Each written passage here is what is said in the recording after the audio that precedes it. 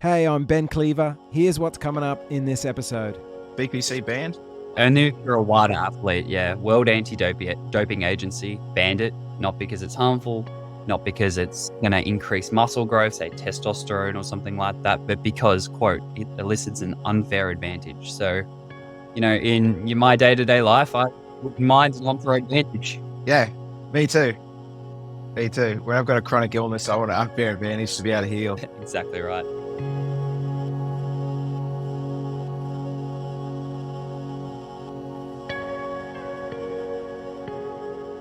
Hey, welcome to Everybody Knows. I'm Ben. If you are joining me today and you're suffering a chronic health condition or chronic pain, I feel you. Big love goes out to you. I'm so glad you're here joining me today, and I promise to make it beneficial for you. My guest today is Kyal Van Der Leest. Kyal was recently featured on the uber popular Ben Greenfield podcast and is now, on my podcast. So I guess you could say he's going places.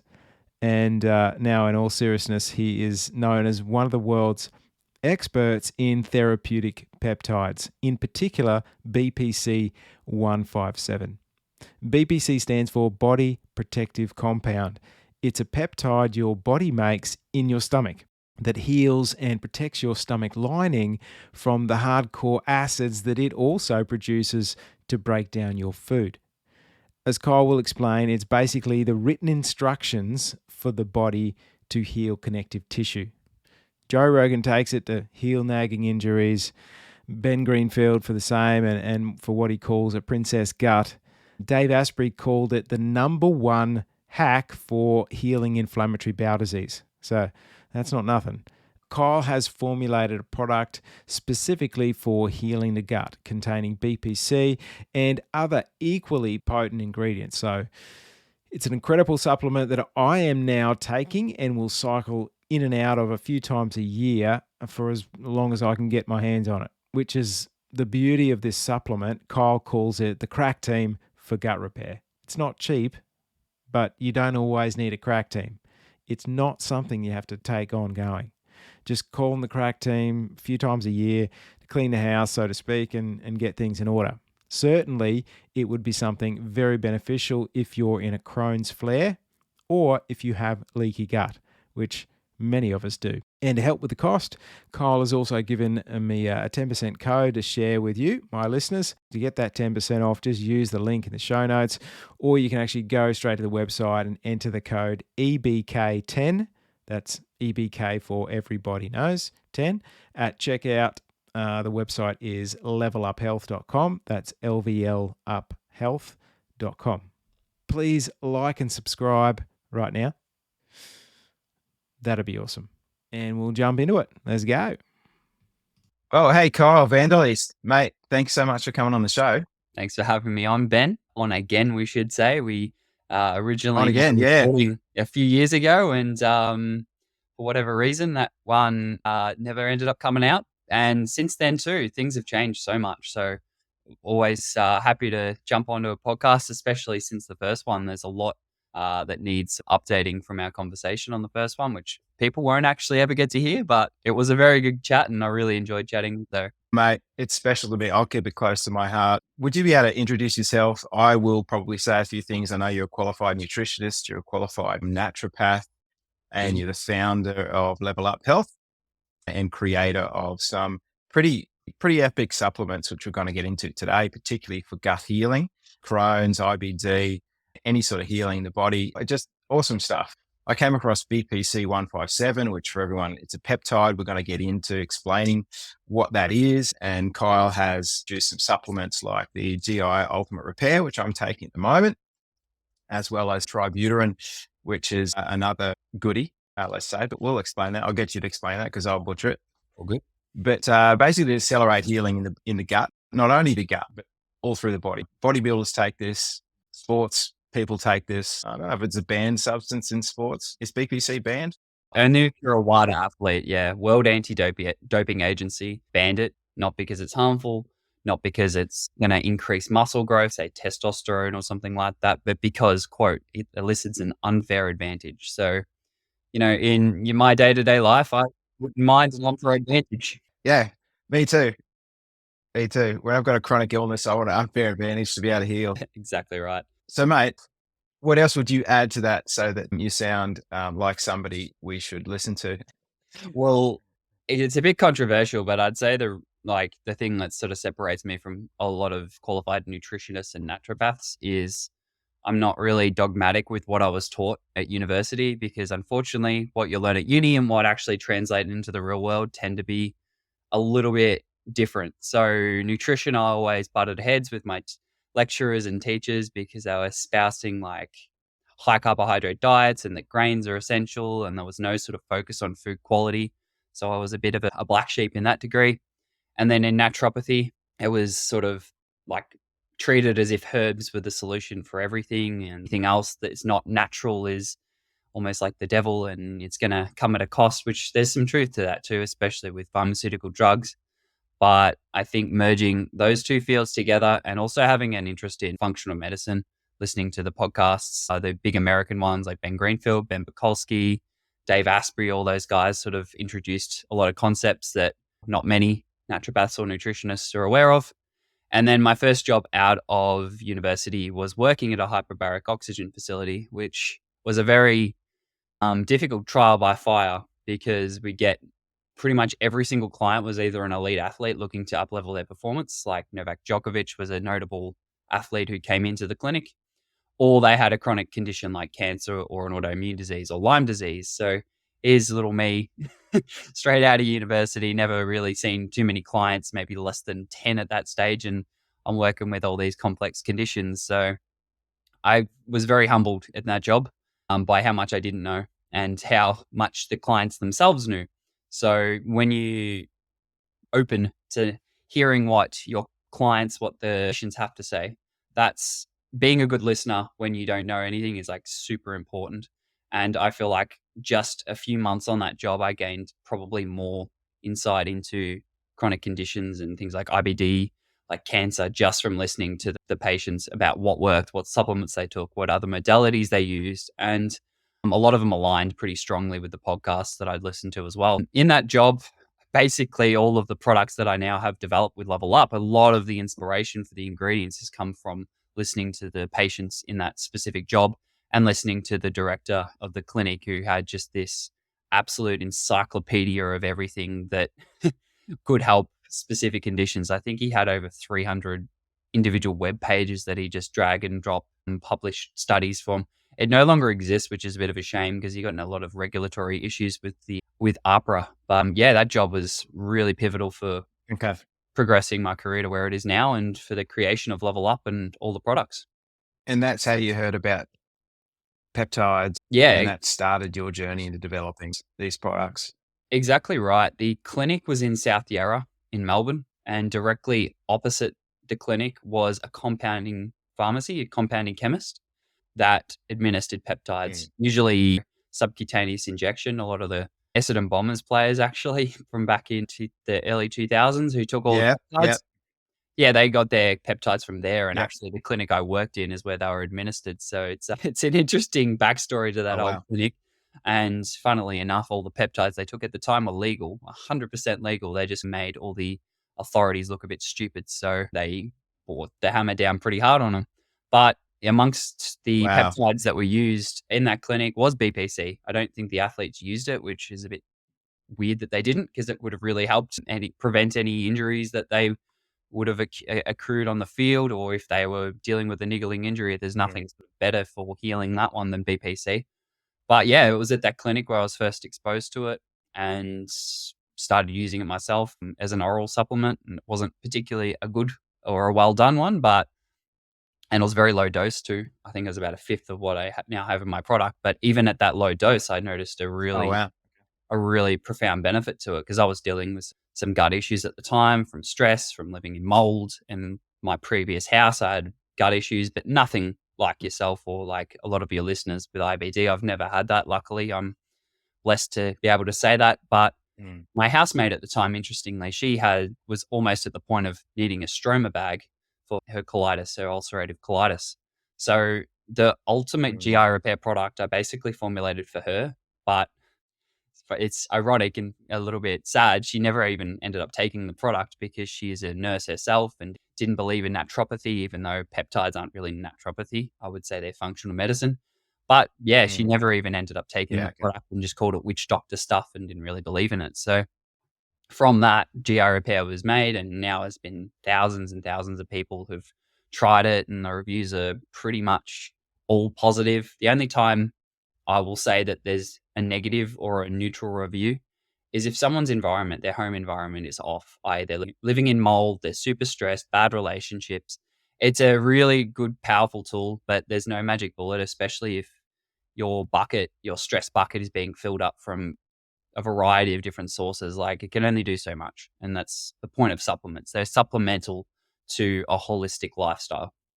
100% agree. In my experience, I'm not as learned as you, but in my experience, there is no magic pill. This BPC is very promising, and I've taken it before. When we had our last interview, I had a great result. I felt good. I felt, I've only been taking since for about a week. So I started last week when I got the first package from you, which has been awesome. And also taking the Tributyrin, which you sent as well, which is great. So I want to talk about that.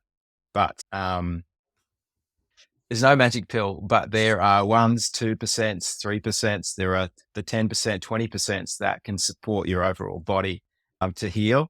And that's what we're going for here. In saying that, this is a pretty potent compound to help your gut heal. So I came about this and came to your product because being on the hunt for holistic ways of treating Crohn's. I have Crohn's disease, of course, and probably everyone listening would know that, but I'm looking for an integrated holistic approach that doesn't compromise my other body systems to be able to heal and live the best I can and thrive. And I want to take others along on that journey. And so just in the Crohn's forums and things like that, I heard about this BPC-157 and got talking to another crony.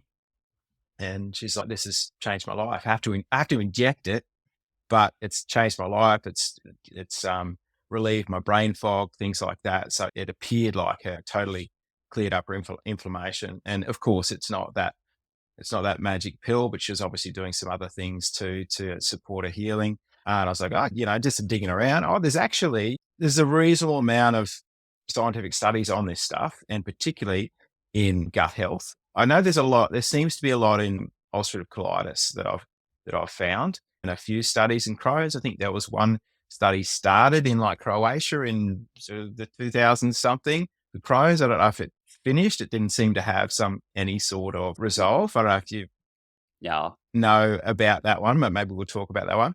Yeah, unfortunately, a lot of the funding for BPC research kind of got pulled in the early mid 2000s when they realized that it was produced naturally, and these companies that were trying to create it weren't able to patent the ingredient.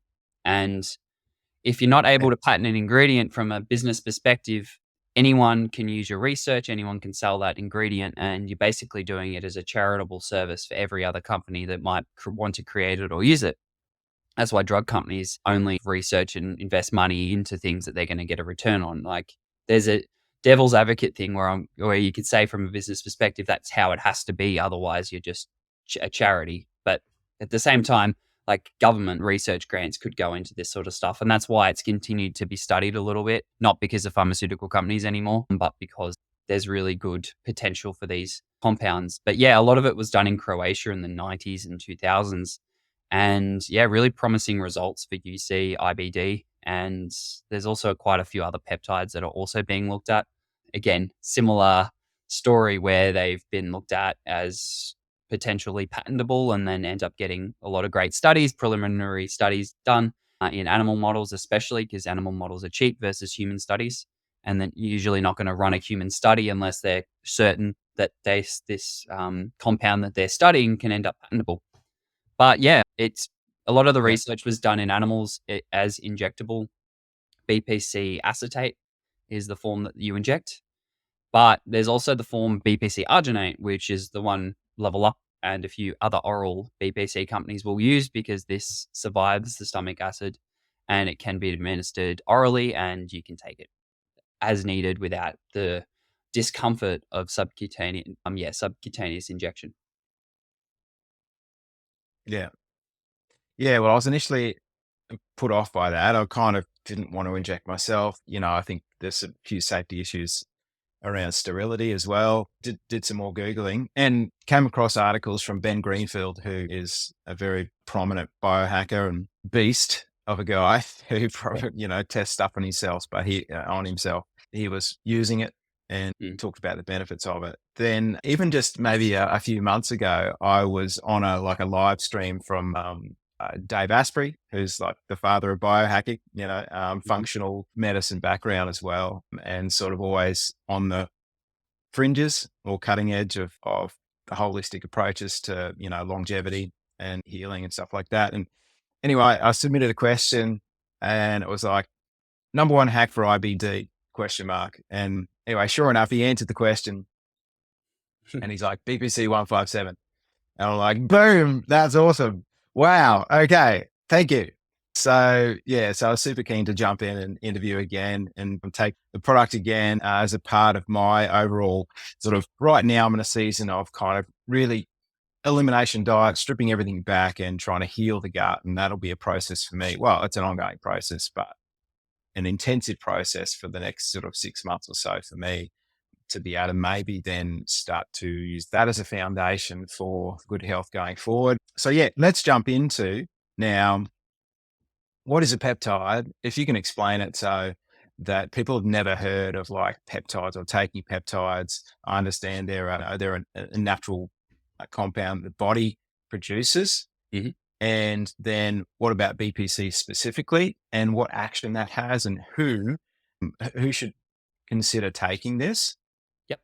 4 points. We'll leave it at 4 and I'll work through them. Peptides are Straight, right. amino acids. It's fine. The most common example you'll find in the body is insulin. Everyone except for type 1 diabetes will make insulin, even they make it a little bit, but everyone has peptides within their body. There's thousands of them and they all elicit a wide variety of effects. And they're all endogenously produced apart from some that are modified. BPC-157 is a 15 amino acid chain peptide. Our body produces it naturally in our stomach acid. And the reason it produces it there specifically is the stomach is a highly acidic, highly potentially damaging environment if you have something go wrong in your stomach. Like if you have a peptic ulcer or if you have any sort of rupture to your stomach, then that's acid. That's 1 to 2 pH of acid that can leak in your body and be actually very fatal. That's why your body makes this peptide to heal that stomach lining as soon as something pops up, because that's so critical to the survival of the body that stomach lining is intact and that acid stays where it is, because you're playing with fire, having a vat of hydrochloric acid in your stomach. So that's why the body makes it there. From there, the stomach acid, as it trickles down with your food, the BPC will continue further on into your small intestines, and then the BPC has the effect of healing. That's very, very simply what it does. It heals connective tissue. Connective tissue is what the stomach is made of. Connective tissue is what your small intestine and even your large intestine too. All of your digestive system, there's a huge amount of collagen type 1, 2, 3, 4 collagen networks that all require the precursors from amino acids from your food. That's why a carnivore diet, which provides a very large amount of amino acids, specifically if you're having meats like lamb shanks, you get a lot of glycine, which is the primary amino acid that connective tissues are made up of. But then BPC it provides the blueprint for the materials, which are the amino acids, to be made. So when you ingest BPC or you inject BPC, the body is basically given an instruction. And those instructions are what are called like VEGF, EGF, NGF. All these things are just called growth factors. And these growth factors elicit a cascade, a response. And in simple terms, those cascades just result in healing of connective tissue networks.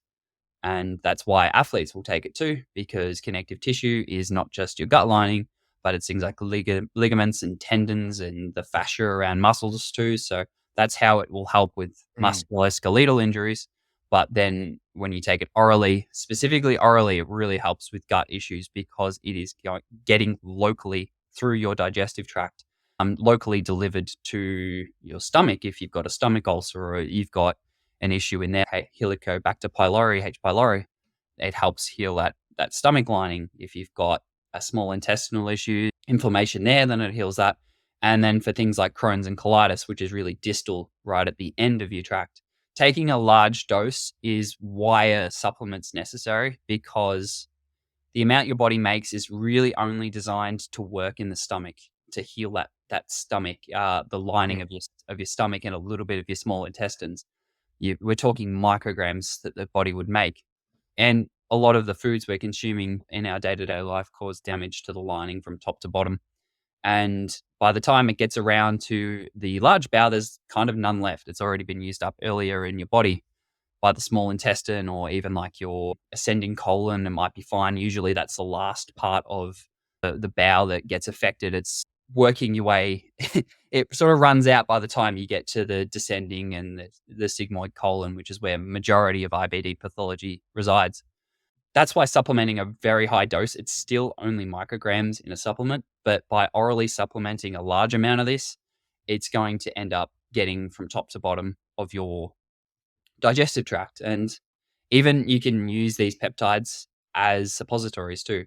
Not the formulations I have, they're designed for oral consumption. And they do have things like sodium bicarbonate, which if you're putting that in water and using it as a suppository, you'll have a very fizzy feeling up the back end if you choose to do that. But yeah. Note. Yeah, caution on that one. Or if you do, make sure if you can adjust the acidity of your water to allow that high school volcanic reaction of the bicarbonate to react with something acidic in your water. That'll neutralize it, and then you can use it as a suppository. But progressing back, who would use BPC-157? We touched on that with the athletes, people who've got a connective tissue injury, anyone with gut issues. If you have IBD, there's a 100% chance you have leaky gut. And that's what BPC really excels in. That's what Dave Asprey mentioned as the #1 ingredient for IBD for a very good reason. It helps with collagen network reformation. It helps with all those growth factors, which are just going to be nothing but beneficial to leaky gut, which is the main purpose of the GI repair formula, is to fix leaky gut, essentially. We spoke about supplements being a 1 or a 2% thing. GI repair has 6 really potent active ingredients.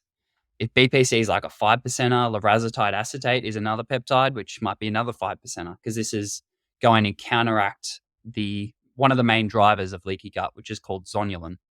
Zonulin essentially opens the tight junctions of your gut and is one of the main drivers of leaky gut. Zonulin's produced in response to gliadin, which is from gluten. So anyone with IBD who's consuming gluten, or even casein's another one which can trigger it. So dairy and wheat, the two things your naturopath or your nutritionist, if they know anything about it, they've told you to get off those. That's because these proteins create this zonulin protein to increase the permeability of your gut, which is leaky gut. And when you have leaky gut, undigested food matter will enter your circulation. Your immune system is basically, majority of it lines your gastrointestinal tract, because that's where majority of the challenge for the immune system comes through. Bacteria, we've got the microbiome. They're really good if they're in a healthy balance, but a lot of the time the microbiome, if you give them a chance with leaky gut, they're going to enter, and the immune system has to sort that out. The reason we've also got Preyer's patches, and it's called the GALT, the gastro-associated lymphoid tissue. Majority of your body's immune defense is situated around the gut for that specific reason. And if you have leaky gut, your immune system is not going to be happy, because majority of the immune resource is going to be on this never-ending fight between the food you've eaten and not digested, the SIBO if you've got bacterial overgrowth, the fungi, all the things within the lumen of the gut should stay there. The body should not have to fight these things all the time, which is unfortunately something that does happen with IBD, leaky gut, even IBS too. There's like a lot of, I think in the world we live in now, it's very hard not to have some degree of leaky gut with all of the insults from glyphosate, gluten, casein. It's just pretty ubiquitous in the environment now and very hard to avoid having gut issues. Yeah. So environmental toxins from every angle, really. Kyal, How would somebody know if they have leaky gut? What are the symptoms? I know it's not something you're going to go to your doctor and they're going to go, "Oh, you've got leaky gut." So what are the symptoms that people typically experience so that they can consider whether maybe something like the GI repair would be something they want to jump onto? Yeah, so it's not the main one, but it's a very good indication that you have leaky gut is if you get brain fog after eating certain foods. The gut lining and the blood-brain barrier are made up of very similar mechanisms. And zonulin, which is what I mentioned before, the main driver of leaky gut, also can increase the permeability of the brain. And if you've got leaky brain, you might have endotoxin or bacterial toxins or whatever's in your circulation can get in your brain, and then that can cause brain fog. That was the biggest symptom I had when I had gut issues was brain fog. It felt terrible not being able to find your words, not being verbally fluent. But the obvious ones are constipation or diarrhea. It can go either way. Bloating, pain in your stomach, pain in specific regions, like you just feel around. You really should not have pain when you eat food. You shouldn't bloat when you eat food. And it really shouldn't matter if you've got a steel guts, if you've got a really healthy gut. It shouldn't matter too much what you eat. There's obvious things you Mm. want to avoid, fake foods, beyond burgers loaded with glyphosate and things that are high in omega-6 oils and too much sugar as well. All these things are not great. But the other symptoms you can get when you've got leaky gut, it's not a symptom, it's an actual marker. And if anyone's had IBD and had their bloods taken, they will see calprotectin. Elevated calprotectin is usually a diagnostic criteria for Crohn's and colitis if you've got high levels of that, which your doctor, if they're a gastro, will have run that. The other one that you can see from blood tests or fecal tests is zonulin, that protein that I mentioned before. You can test that as well. And if that's elevated, then there's a pretty much direct link that you will have leaky gut and gut issues as well from that test. But symptom picture, like if you're eating foods and you're reacting to them and feeling terrible, and even histamine reactions are another one. Yeah, it's pretty easy to see or pretty easy to Mm. feel if you've got leaky gut because it's not subtle. Yeah.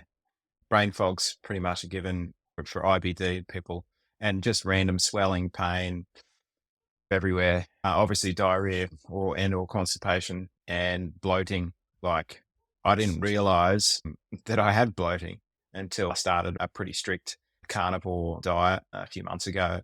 And then all of a sudden my stomach just went flat. Most people think that a great thing.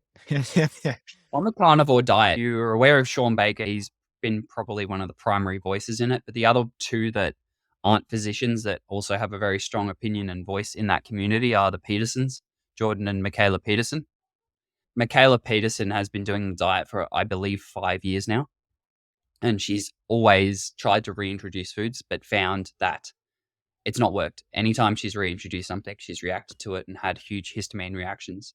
Interestingly, I was listening to a podcast that she was doing with Dr. Ben Lynch, and she's been working with a physician because she lives in Miami and had a huge amount of mold in her house. So that was the driver of that. If we're looking at things that are going to ruin your guts, it's those foods that I mentioned before. If you're sitting a laptop on your stomach, like you're laying in bed with a laptop on your stomach, that's going to directly contribute to leaky gut and gut inflammation. But mold is, from my personal experience too, just moving to Queensland, we moved into a moldy house, and no amount of GI repair or BPC could fix my gut. The amount of mold we had, the mold exposure, all these mold toxins. If gluten and glyphosate are like a screwdriver stabbing the gut lining, mold toxins are like a Stanley knife or a box cutter just ripping through. It's so damaging, and as I said, no amount of peptides could undo Wow. the damage that was accumulating to my guts during that time. Constantly bloated, histamine issues all the time, the brain fog. It was, if you've lived in mold or if you suspect that you're still living in mold and you have IBD, please test yourself for mycotoxins.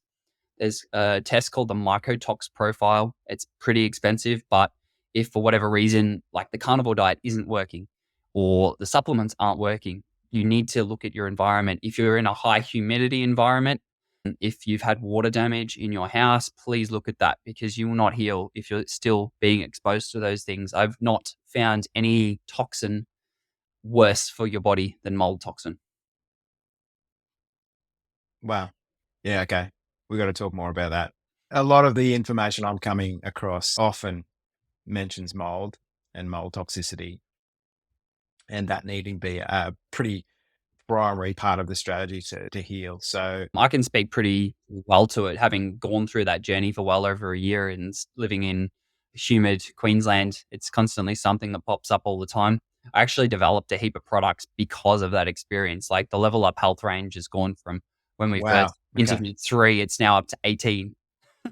I needed to develop something to get my brain working. My liver ended up backed up. So Tudka had a companion product, Liver Complex, which essentially was designed to get the liver working for phase 2 detoxification, which is something that really takes a hit when you are exposed to mold.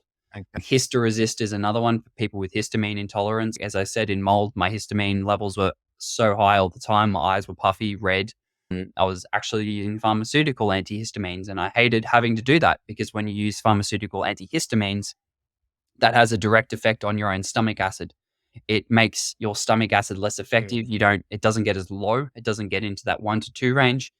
And then when your stomach acid is insufficient, then food goes past, specifically proteins and fats don't get digested as well. And then you end up with bloating from those.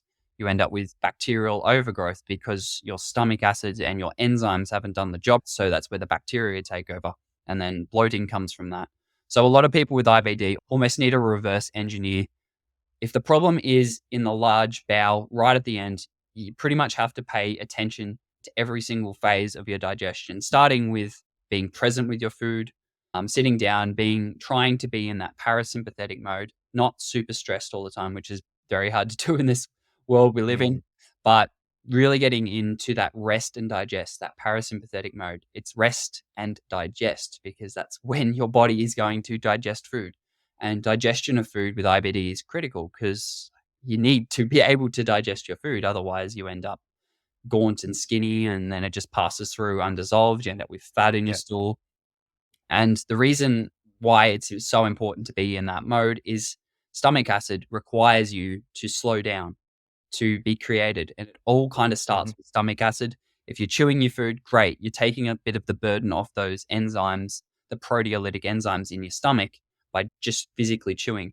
But the stomach acid is pretty much one of the top things that you need to work on. If you need help with that, you can take supplements for proteolytic enzymes. You could take Swedish bitters or eat like rocket lettuce or something prior. Coffee's a great bile and stomach acid stimulant. You need a functioning thyroid. Your thyroid needs to be working well for stomach acid to be produced. And yeah, basically just focus on that. That's the first step. That's your first defense against things like bacterial overgrowth, against candida, and also against the bacteria causing bloating. Because as I said earlier, your body should really be able to take care of whatever it is you consume. So this is a potential pitfall too when some people get on carnivore diets. And for most people like yourself, it'll work. But if people feel worse on that, that's because their body is unable to digest and assimilate the protein and fat, which is the predominant sources, the macronutrients on a carnivore diet. If that stomach acid isn't breaking down, as we said, the bacteria are the ones that have to do it, if they can do it at all, if you have the right amounts of bacteria. And that's where you can Okay. sometimes end up with small intestinal bacterial overgrowth because that is in the small intestines up close to your stomach. And that only ever really occurs if things are getting through undigested. And then your body is basically asking bacteria for help. And then, you're kind of stuck in this undesirable situation. So yeah, that's Okay, that's kind of it. interesting because I hear quite a few times people with Crohn say, yeah, the carnivore diet's worked for me or is working for me and fits with me. But other people say, I can't eat red meat. Mm. And I'm like, oh, okay. I don't know what's going on there, but potentially, is that what we're talking about here? Yep. If you can't eat red meat, it's stomach acid. Every human should be able to. It's part of our evolution, our biology for tens of thousands, hundreds of thousands of years as Homo sapien. We or our ancestors have been eating it. It's so essential, and it's such a bittersweet thing to happen if you can't eat red meat as someone with Crohn's. If you've ever had bleeding, your iron levels are going to be low. There's no better food source of iron than red meat. So for you not to be able to eat that, that needs to be troubleshooted. And taking proteolytic enzymes, digestive enzymes prior to taking it will fix that problem if it's an enzyme insufficiency. And then taking betaine HCl or hydrochloric acid, or those Swedish bitters, prior to consuming it, if it's an acid deficiency, will fix that as well. The other thing that can happen when people do carnivore diets is they end up with a higher fat diet. Like a lot of the meat is just fattier. You might end up with 20% fat, and then it could be the fats that cause the issue. So this is if it's not red meat, but it's just fats. Then that issue will be with bile. That's usually a liver issue. Your body is not producing enough bile. Bile's the thing that breaks down fats into fatty acids, and then bile is required to absorb it. If you have a bile insufficiency, if you don't have a gallbladder, for example, a lot of people have those taken out for silly reasons, but if you're not making enough bile, then that's when fats will cause an issue, and you will notice fats in your stool. You'll have poos that float in the toilet, or you'll notice them being really greasy. That's because you're not breaking down the fats enough. And that's where things like bile stimulants, they're called cholagogues and choleretics. So burdock root, dandelion, artichoke, tudka, ox bile, all these supplements are really going to help with fat digestion if that's where the issue lies when you embark on a carnivore diet. The bittersweet part of the carnivore diet, and this is a long-term thing to look out for, is thyroid is something that can go with long-term carnivore use, because insulin is triggered when you consume sugars and carbohydrates, and insulin is required for your thyroid conversion. Inactive T4 requires insulin to be converted to T3. T3 is your active form, and if you're constantly doing keto or carnivore where you don't have a high amount of insulin being produced, then your thyroid might slow down. And when your thyroid slows down, it goes back to that first part of the digestion. You need T3 to create stomach acid. So you can be feeling good and great for a few months, and then all of a sudden your stomach acid might start to go. And that you just need to be looking at your thyroid levels, because, as I said, it happened to me when I did carnivore. My thyroid started to slow down because I didn't have that insulin. Luckily, if you're consuming a lot of muscle meat with high in leucine and the BCAAs, that does trigger IGF, which triggers insulin. So higher protein intake in that, or combining it with some really benign carbohydrates, ones that are simple, like disaccharides, or even things like honey. That's why Paul Saladino consumes honey, because his thyroid went to shit. So you want to still avoid the polysaccharides, all of the FODMAPs, all these very difficult to digest carbohydrate sources. But if thyroid is an issue, then stomach acid will be an issue. And then the diet that had been working for you for months will stop working because you're not breaking down the protein. And then your symptoms will flare up again in different ways to probably prior, because it will probably result in something like a SIBO or a candida, or protein maldigestion or fat maldigestion. So that's my only caution with people doing carnivore. I love it in principle. I love it in the sense that you're getting so many of the amino acids that are essential for the repair of your gut lining. You're getting a heap of glutamine, you're getting a heap of glycine, you're getting a heap of peptides too if you're eating organ meats. So carnivore is fantastic. Just be aware of that thyroid issue, because it can put you in a downward spiral. So how does somebody know if their thyroid's being affected? Would there be any particular symptoms to look out for? Yeah, you usually feel good from carnivore, pretty stable energy. If that, for whatever reason, starts to drop and you're just feeling tired, if you're starting to feel cold, if the outer third of your eyebrows start to go, then you have thyroid issues. Hypothyroid is usually the way it is. And yeah, just that's looking it. now. It's not always the Things case. are all right. A lot of women, it's hard to tell when they get their eyebrows done. But thinning hair as well, your hair not growing as fast as it used to. There's a long list that you can just Google. Dr. Berg has good content on thyroid as well. But it's sort of a very nuanced point. But I reckon out of every 10 people who go on the carnivore diet, if they stick to it for more than 6 months, I reckon 2 to 3 will end up with that issue. So it's not insignificant. And that's why Saladino has diverged away from people like Sean Baker and the Petersons, because his thyroid went. It's not everyone. Everyone's liver might not be as burdened, because the liver is important for thyroid conversion too. So if your liver health is good, you'll be digesting fats well, and you'll be converting your thyroid, which will in turn then allow your stomach acid to be good. But yeah, that's why Saladino, despite being probably one of the most well-versed carnivores there is, has started to incorporate fruits and simple sugars into his diet for that insulin signaling. Which I applaud him for, because he's come out and made a name for himself as the carnivore MD, and Mhm. he's kind of backtracked, which some people would say, "Oh, come on, mate, going back on what you said." But I think it takes a lot of maturity to kind of go, "I was wrong, and I'm changing things up." And really respect him for that. I know that a lot of hardcore carnivore proponents don't really like it and just shake their head at him eating honey and orange juice and stuff like that. But I think we're all on a journey and listening to our bodies, which I really recognize in my own experience, that whether it's BPC, whether it's a carnivore diet, whether it's a vegan diet, whether it's anything else, once you become dogmatic and religious about something, watch out, because your body's just not like that. It's not like this is one program and these 10 answers and you follow this 10-step plan and boom, we're all as healthy as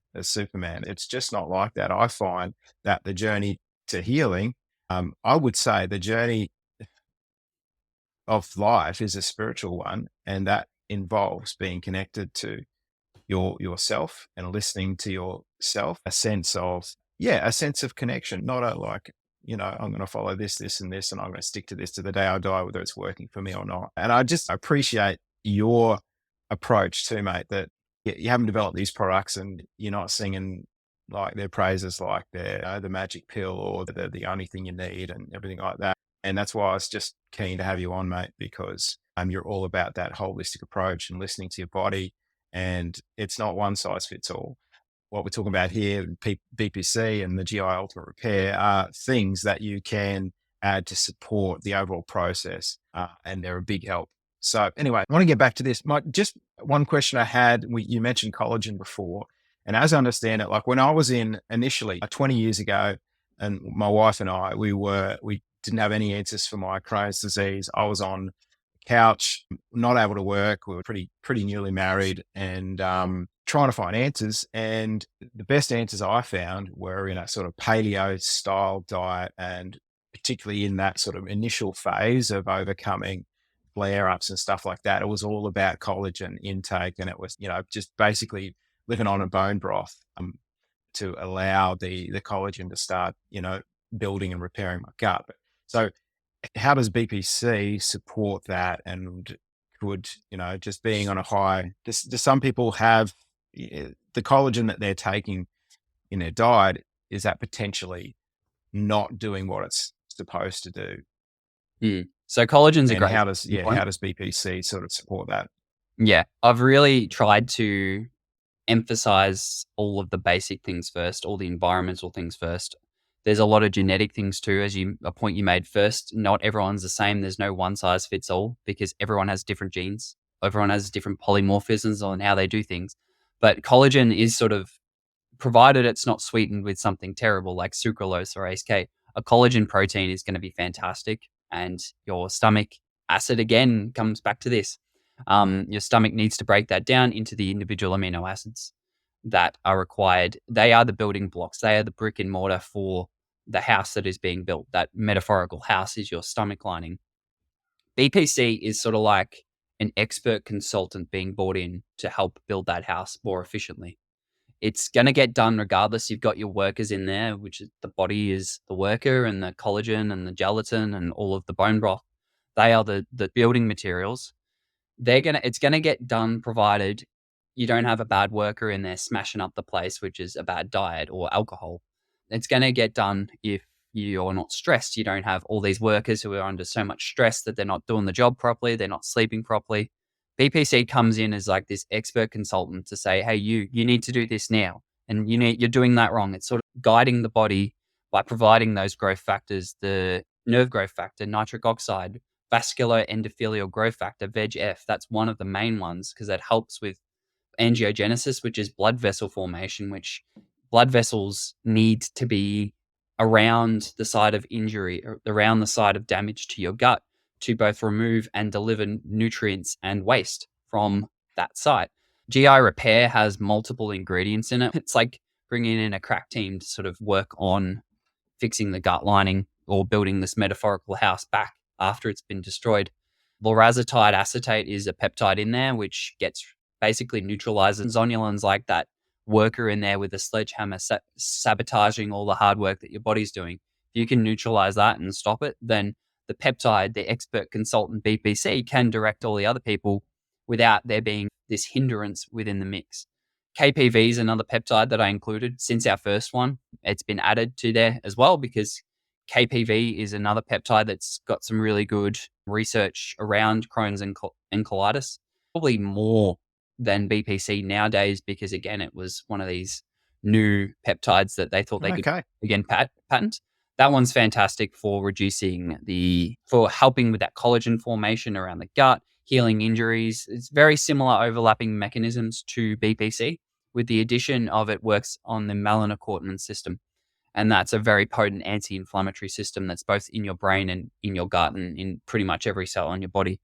And it helps the immune system too, which for Crohn's colitis, your immune system is all over the shop. It can be completely suppressed one day or it can be over the top and you be in a massive flare the next. So it modulates it and kind of normalizes it in a more preferable way. So it helps with that respect. It helps your body deal with things like candida. Candida is going to be another driver of systemic inflammation. And a lot of the time, as we said, if you don't have sufficient stomach acid, which is quite often with IBD, you might end up with SIBO or candida or dysbiosis in the gut. So KPV helps with that one. And then all the other naturals in there too, they're just bringing in great workers. This is a big house that, I think if you were to lay out the entire gastrointestinal tract, it would cover up the space of a whole tennis court. There's so much surface area in that gut. It's not a small job to try and keep your gut lining intact. And it's also not a small job to keep those microbes out. So keeping the integrity of your gut is the greatest way to reduce symptoms, to keep your overall health, regardless of what condition you may or may not have. A healthy gut lining is upstream to most disease processes, things like Alzheimer's and dementia.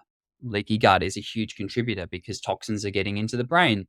That zonulin is opening the blood-brain barrier. So again, toxins can enter there and wreak havoc and accumulate in the fatty tissue, which is the brain. Leaky gut's going to contribute to inflammation. Inflammation drives every disease process in the human body. So a healthy gut lining is super critical, whether you have no gut issues at all. Well done to you in this day and age, or it's looking like a stroma bag or an immunotherapy or something with IBD. Working on your digestive system from top to bottom, start at that acid, work on those pancreatic enzymes in your small intestine, and then also make sure you get enough water and you have the right amount of fiber, whether it be more or less. That's very individual. There's no one size fits all for that for your large intestines. And then maybe look at bringing in something if a basic solution, i.e. something from your doctor or something from a naturopath isn't working. That's when you bring in these heavy hitter peptides. They will, if you're in a flare, they have a very good chance of putting it into remission. If you do a high dose and you are concurrently doing the right lifestyle practices, trying to reduce your stress, minimizing the amount of polysaccharides or casein or gluten in your diet, and just trying your best to do all the right things, which it's pretty hard to know what they are when everyone has a different opinion on what the right and the wrong thing is nowadays. But yeah, just you should be able to figure it out by listening to your body. Your body tells you, your body knows. And if you listen to it, sometimes it can be hard to hear it when you've got Good name for a podcast. Yeah, I reckon. Yep, exactly. But if you listen to your body, it'll tell you if you drink a glass of milk, like a lot of people are jumping on the raw milk craze at the moment because it's got things like lactoferrin, it's got some amount of colostrum, which are great for your immune system and the gut. But if you drink that and you can't handle lactose or casein, you're going to know about it and you should probably not drink that. If you eat sourdough bread, a lot of people do really well on that. If you've got chronic issues and you've got a gluten celiac sensitivity or you've got the genes, you're going to know about that. So just listen to your body. It's not too difficult, but the hard part is actually being able to listen to your body, especially if it's been shouting at you for months and you just you've neglected it, or if your health's in such a bad state that the only thing it's telling you is that you're not, then I'd definitely suggest getting the help of a really good practitioner. Since our podcast, I connected with this group over in America that I have a very good track record for IBD. They're called Crohn's Colitis Okay. Lifestyle. I'd highly recommend you that if you can get Okay. on a podcast with Dane, the founder, and potentially collaborate with them, getting your listeners to work with them because they're fantastic. In all my years of looking at it, I've never found a group that do more extensive relevant testing, not these bloods that show nothing, not colonics, colonoscopies, which if you're really bad, they're going to see something, but if it's not too bad, sometimes they miss it. And you can detect these things well before you've got this scar tissue or you've got this complete red raw, looks like you've fallen off a motorbike sort of level of injury in your gut. These is very detectable. These markers of zonulin and calprotectin and all the interleukins and TNFs are detectable well before the disease has progressed to the level where you're passing blood in your stool or you're going to the toilet 16 times a day. Getting on the front foot with these things before it becomes this massive autoimmune disease, autoimmune issue, it's reversible until it's not. And then even then, like Dane himself was down to, I think, 50 something kilograms. He couldn't walk. He'd atrophied that much. He was passing basically water and blood 15 times a day. And he managed to completely reverse it using peptides, using naturals, reverse engineering his digestion and just stripping out everything. Basically what you're doing with the carnivore, but then very strategically and also testing it to see how his body reacted to it, reintroducing foods. And now he's back to full health and he's on a mission to help tens of thousands of people now. And he's using the product GI repair to really good success over there and many, many others. And there's no one size fits all. Hopefully GI repair was designed to target everything.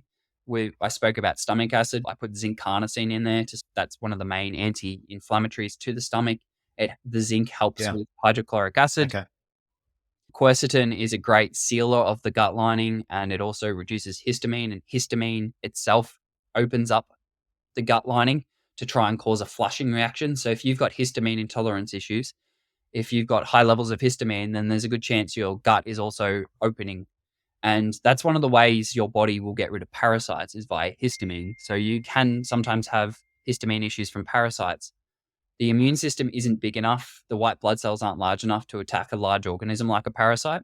So the body tries to dislodge them by histamine, which will cause runny bowels. And the histamine itself just causes basically you to void your bowels and to be really loose. So histamine can be high in people who have parasites. And that's a whole different topic. I'm not going to get into that. If you think you have parasites, please work with someone. You can make things way worse by trying to do it yourself.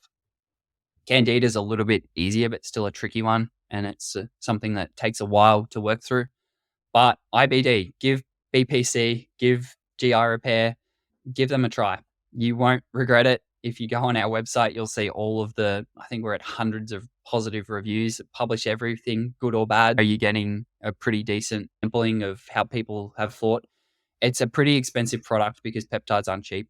They're 18 times the price of gold BPC is per gram. So regrettably, the price point on it is high, but I believe you have a discount for your listeners if anyone wants to try it. I promise you won't regret it. But that nuance that I said before, if you're living in mold, it's not going to work. If you're highly stressed in a relationship that's got you not sleeping, it's not going to work that well as well. So just make sure you give the product the best chance possible to work by having your environment, your diet, and your lifestyle, having all those dialed in as well. Yeah, that's so true. Thanks, mate. And I wanted to mention that too. It's not a cheap product, but you're not going to be taking this forever. This is something, the GI repair is something you take maybe 1-2 months. Would you agree, Kyle? And depending on where you're at. What would you suggest, say for somebody like me or somebody with IBD, to chronic gut issues, how would they go about it? Again, no one size fits all. If someone has just basic leaky gut, 1 month of GI repair should be sufficient to keep you going for a few months. If you're in an acute flare and you're passing blood, it's really got a long ways to go to bring you back to normality. So you might need 4 months of it, or a 4-month supply in which you use in 2 months or a month and a half. The dose, these peptides, are very, very safe, very wide therapeutic window. So you can dose them up really high. It's going to be expensive, but it will be worth it to try and get your flare or your inflammation and your gut issues in remission, or bring them down a few levels. I don't. Yeah. Yeah, it's also good to cycle these things. Sometimes the metaphorical workers get sick of being told what to do and stop reacting to the instructions being barked at them. So it's good to cycle peptides, because just anything insulin, for example, insulin resistance, you can like a sort of resistance to the peptide signals. So if you do 2-3 months on, it's good to have a month off to sensitize those receptors in your body to the peptides instructions. Yeah. That's great, mate. Now, in the research and in your experience, there's no kind of risks or contraindications, like things that other drugs that you're taking. Say if I was taking biologics or whatever for Crohn's, this is kind of just supportive to the body's natural healing processes. This is not going to clash with anything. Looking at all the biologics, the steroids, it's not going to interact with them. The peptides aren't metabolized by the liver either, so there's not going to be any liver metabolism crossover issues, like something like St. John's wort, for example, has bad ones. Grapefruit have really bad interactions with certain drugs. The only thing that I could think that might be somewhat contraindicated is the KPV peptide, being an immune modulator. If you're on immune suppressants like methotrexate, that's a chemo, right? That's the whole point of methotrexate, is to destroy your immune system. If you're bringing something in that's going to support your immune system and try and put it in the right zone, then it might be a bit contraindicated to that. But I would question whether methotrexate's the right choice anyway. Like, chemo is destruction. The problem isn't the immune system. It is in autoimmunity, I get it, but the body's doing that for a bloody good reason. And I think you need to try and work with someone like Dane from Crohn's Colitis to figure out what that reason is. That it really shouldn't be doing it, and it's reversible if you do the right things. So rather than just nuking your body or using something like infliximab to target a cytokine like TNF alpha, this is too far downstream of what the upstream problem really is. Your body has developed an immune response to a protein in your body that looks like a protein in your gut lining. That is basically, simply put, one of the main drivers of what's happening. The other thing is your gut is so leaky that your immune system is just high over the top. There's too many holes. There's too many entry points. It's like the walls of your castle have been completely breached in 20 different points because of your disease. So your immune system's fighting on 20 different fronts. And it's the best way for it to deal with all of those entry points is to just be over the top. Just like the bells are ringing, the immune system's going crazy, just attack anything that comes in. And the collateral is that your gut lining is the battleground in which this war's being fought, and it just ends up decimated. So heal the gut, get your stress under control, work with a practitioner with this, because it's not an easy thing to try and figure out yourself. If you try and do it yourself, it might take you so much longer than the person who's worked in this field for 10 years. You're not saying you can't figure it out. It's just if the repercussions of you having these diseases and feeling terrible are that you might end up in hospital or you might lose 10 kilos or something like that, then you really need to try and work with someone who you trust, not just someone who pushes drugs or chemo on you. That's the shortfall of the Western medical system for these diseases. I'm not saying they don't have a time and a place. I know a flare can be put in remission with these drugs but it never sticks, and you're always walking this road, this pathway that leads to a stroma bag, or you being worse off than this alternative path of functional medicine, of naturopathy, that doesn't lead to you being there. It mightn't lead to a cure, but it's certainly a lot better outcomes than the somewhat seemingly inevitable of Western medicine. Yeah. So good. Mate, I appreciate, mate, I'm just looking at some of this stuff that you sent out with the product, and it's just so, I really appreciate your attempts to try and educate. You've got, so if you're listening on audio and I'm just showing his little brochure, it's not little actually, it's a brochure with a lot of fine print about the different ingredients in TI repair. There's other products like the Tudcart, which I would love to get into talking about, and maybe we can do that another time. I would also, I know you're a busy man, mate, but I would also love at some point to be able to talk more about the mold toxicity, but we'll see if we can get there, because I think that's pretty huge, as you've said. Yep. I don't want to leave Is there people in anything the you lurch with want that one. to? And I don't want to leave Yeah, people in the lurch with yeah, that one. sure. If they suspect they have mold toxicity, there's great resources they can find and learn from Dr. Evan Brand. He would be the top educator online. He's done podcasts galore. He's got his own YouTube channel. If you're suspecting that that's one of the main drivers, please look into him. He saved my life when I lived in mold. So anything that I have to say Okay. about it and would do a podcast with you, I am regurgitating his education. It's that simple. He's the king at that Yeah. stuff. He deals with gut issues as well. They're all interlinked. So that's my advice there. If you can get him on your podcast too, amazing. He's one of the best speakers. He's been on Ben, he's been on Dave. He's amazing. So he's the guy I would direct people to. And Dane Johnson at Crohn's Colitis Lifestyle in America. He's a great guy as well. Really can't Awesome. recommend him high enough. Great. Appreciate that, mate. That's so good. As you've said, you've given us a link. Thanks. Very generous, mate. You've given my listeners a link to get a discount. I think it's 8 or 10% discount off any of your products, which is awesome. So I'll add that obviously in the show notes. Anything else you want to say before we leave? I think what I'm just super happy about is that we haven't just talked about a product and why you should take it. We've talked about this holistic approach to helping your body to heal. I'm a big proponent of a slow life.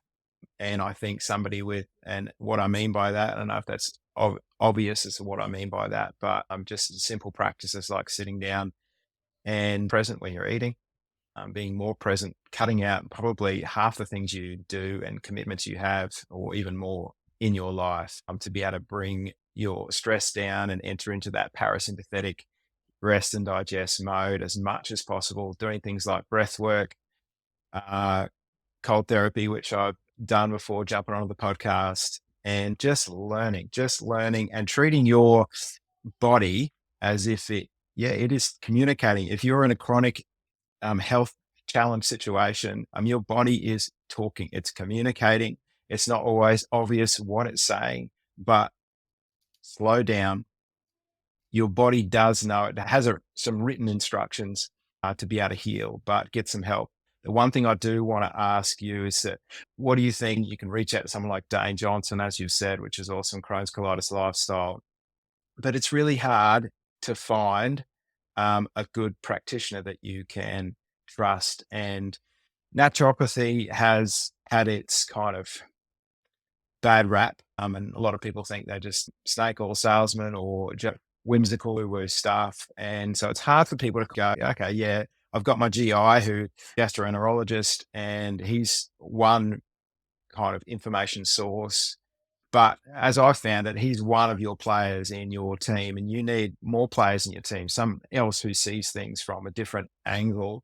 But it can be really hard to find a trusted source. So what would you suggest that somebody reach out, whether they've got Crohn's or whether they've maybe got some other gut issues, autoimmune stuff? What would you do? You're so right about that, team.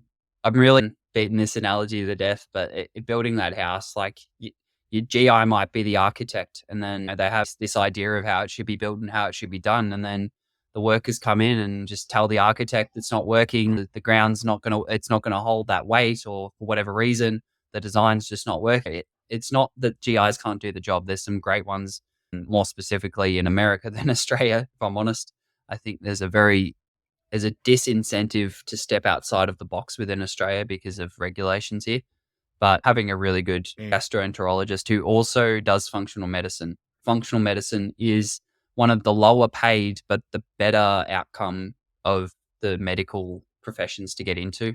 Anything where you specialize, they can charge an arm and a leg, but functional medicine is the specialty of not specializing, if you know what I mean by that. Like, you have to be aware of how the body works together. All the systems are interconnected. Your gut is related to your liver, is related to your thyroid, it's related back to your gut and your stomach acid, which is all related to your mental, your mindset, and how you approach life. And if you identify as someone who is sick, as you called him, I'm a crony. If you are saying I'm a crony every single day, people are either going to think that you're working for the mob or you're a sick person with that sort of self-talk. It's very important to not identify as someone who's sick, because you can manifest your reality with how you speak and how you think. And sometimes I get it. It's hard not Yeah. to think like that when you're pooing blood every day or you just feel terrible and brain fog. But that's a huge part of Dane's course as well. If I had Crohn's, I'd certainly have him as part of my team. I'd have a GI, I'd have a naturopath. It can get bloody expensive, unfortunately. I understand that too. But just don't get stuck with someone who's not delivering results, because you can fire your doctor if you need to. You can shop around. It's not easy to do that. It's hard to find the right people, but just jump on. Honestly, online consults, the world is smaller than it's ever been because of the internet.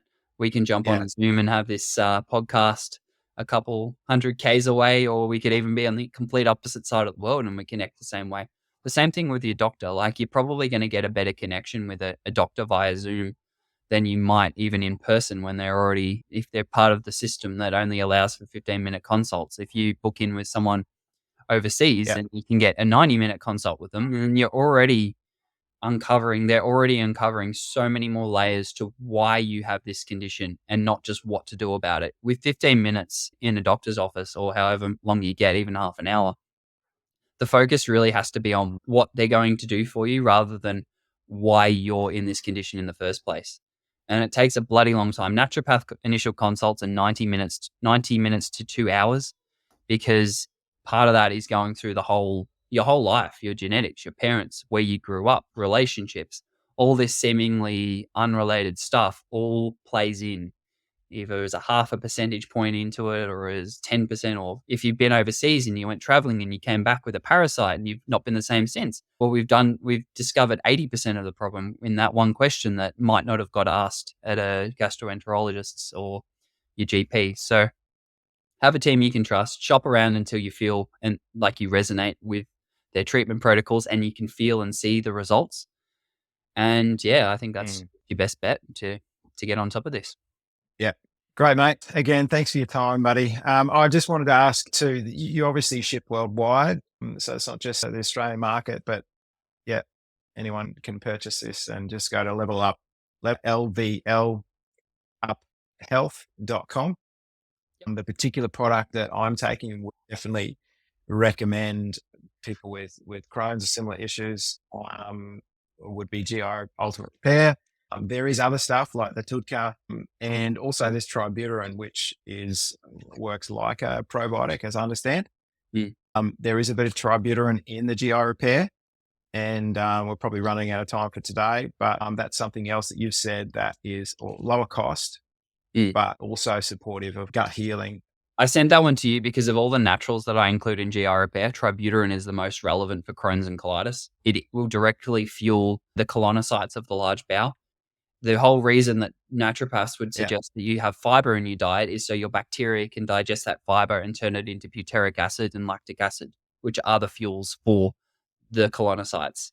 Tributyrin is a triple bound butyric acid. So that butyrate will directly feed your gut, which has potent anti-inflammatory effects, specifically for Crohn's and colitis, and just fuels it. Like, a cell isn't going to be healthy if it's not getting a fuel source. And if it's constantly inflamed from the outside or from within, then it's basically starving and dying, which is what essentially happens. And when that happens, scarring comes in to replace it. So Tributyrin was sent out to you for that specific purpose of, let's provide the most valuable of the nutritionals to help those peptides work as well. It is in GI Repair in a good dose as well, but it's just as an add-on. And the probiotics included in it are probiotic species. There's Clostridium butyricirum and Bacillus subtilis. Both of those are bacterial species which do produce butyrate themselves. So providing the butyrate from Tributyrin and then providing the bacteria, which hopefully will colonize in your gut and make more butyrate themselves, win-win. That's why that one was sent. Yeah. Awesome. There's obviously more information on your website. Mate, thanks so much for your time today. Thanks for all you do. And I really hope we can talk again soon. All the best, mate. Appreciate it. Thanks, Ben. The content provided in our Everybody Knows podcast, including all text, audio, video, and other content, is for educational and informational purposes only. It is not intended as a substitute for professional medical advice, diagnosis, or treatment. The views, thoughts, and opinions expressed in the podcast belong solely to the speakers and guests, and not necessarily to the podcast's host or affiliated organizations.